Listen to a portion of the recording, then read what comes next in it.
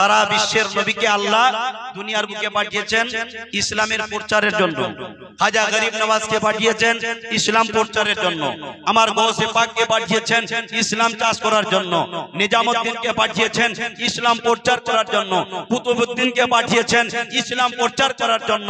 তারপরে এই যত যে দেখছেন গোস কুতুব যারাই আল্লাহওয়ালা হয়ে দুনিয়ার বুকে এসেছে, ইসলামের প্রচার করেছে, আর তারা ফানা ফিল্লা হয়ে আমার আল্লাহকে রাজি করেছে। জোরে বলুন সুবহানাল্লাহ। সুবহানাল্লাহ। এমনি হয়েছে। আসলেন আজমিরের সরজমিনে, একটু নিয়ে যাই।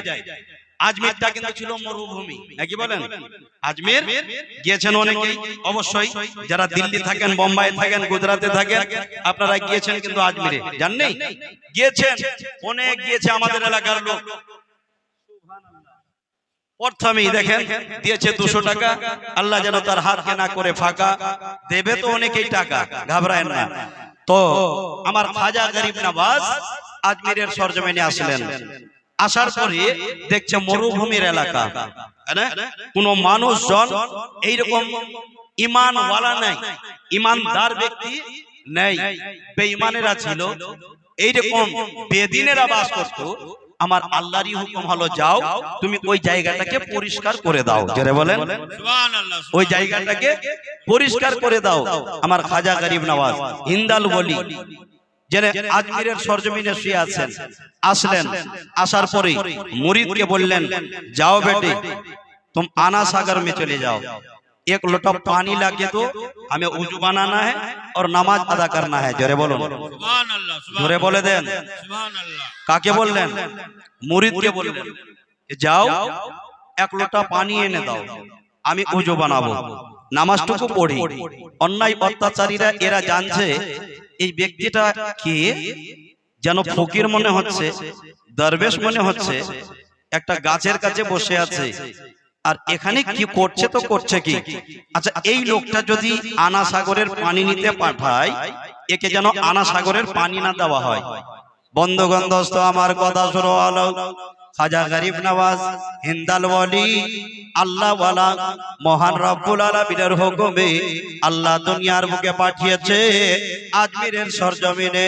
যাও তুমি ওই আজমিরটাকে আবাদ করো, ওখানকার লোক বরবাদ হয়ে আছে, ওই জায়গাতে ফুলের বাগান করো।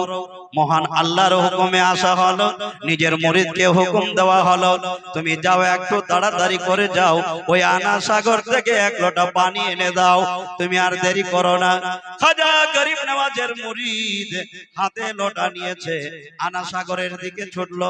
চলে যায় জয়পাল যোগীর সিপাহীরা চতুর্দিকে আনা সাগরকে ঘেরাওয়া করে রেখেছে। বন্ধুগণ, দোস্ত আমার, এই আনা সাগরের পানি ওই ফকিরকে দেওয়া হবে না, দরবেশকে দেওয়া হবে না, তার মুরিদদেরকে দেওয়া হবে না। এই আনা সাগরের পানি কেউ এক ফোঁটা নিয়ে যেতে পারবে না। বন্ধুরে, যেমন ভাবে মুরিদ গিয়ে বলতে লাগলো, বলে, ভাই আমি যেন আনা সাগরের পানি একটুখানি চাই। বলে, না না, এই আনা সাগরের পানি দেওয়া হবে না, এই আনা সাগরের পানি তুমি নিয়ে যেতে পারবে না। আমার খাজা গরিব নওয়াজের একদিকে হুকুম হয়ে গেছে, মুরিদ গিয়ে যেন আওয়াজ দিয়ে বলল, ভাই আমার যেন হুজুরের অর্ডার, আমার যেন ওই আল্লাহওয়ালা ব্যক্তিটার অর্ডার, তোমাদের কাছে এক লোটা পানি চাই। বলে, পানি দেওয়া হবে না, তুমি এখান থেকে ফিরে যাও। সঙ্গে সঙ্গে ফিরে আসলেন খাজা গরিব নওয়াজের দরবারে। আসার পরে আওয়াজ দিয়ে বলতে লাগলো, বলে, হুজুর আমি আনা সাগরের পানির জন্য গেলাম, কিন্তু চাইলাম তো ঠিকই, আনা সাগরের পানি দিতে রাজি না।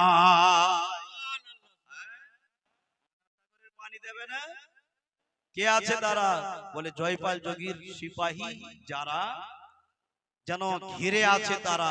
আচ্ছা, তো যাও, পানি से कह दो कि खाजा ने बुलाया है। जरे बोलो बोलें, जाओ पानी से कह दो कि मेरे खाजा ने बुलाया है। যেমনি ভাবে আনা সাগরের পাশে গেলেন, আনা সাগরের পাশে গিয়ে পানিকে অর্ডার করলো, এ পানি, আমার আল্লাহর হুকুম হলো, খাজা গরিব নওয়াজের পারমিশন পাওয়ার সঙ্গে সঙ্গে সমস্ত আনা সাগরের পানি এক দিক থেকে জড়িয়ে গিয়ে সামান্য একটা লোটায় ভরে গেল। জোরে বলেন সুবহানাল্লাহ। জোরে বলুন। এই এক লোটাই ভরে গেল, পানি শুকিয়ে গেল।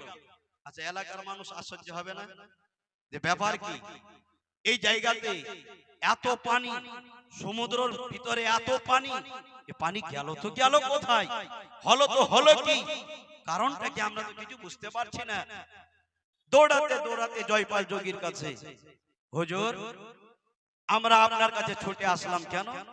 তো এই আনা সাগরের পানি এক ফোঁটাও নাই, এখানকার মানুষ তো পিপাসায় মারা যাবে, গরু ছাগল সব মারা যাবে, আমরা পানির জন্য যাব কোথায়?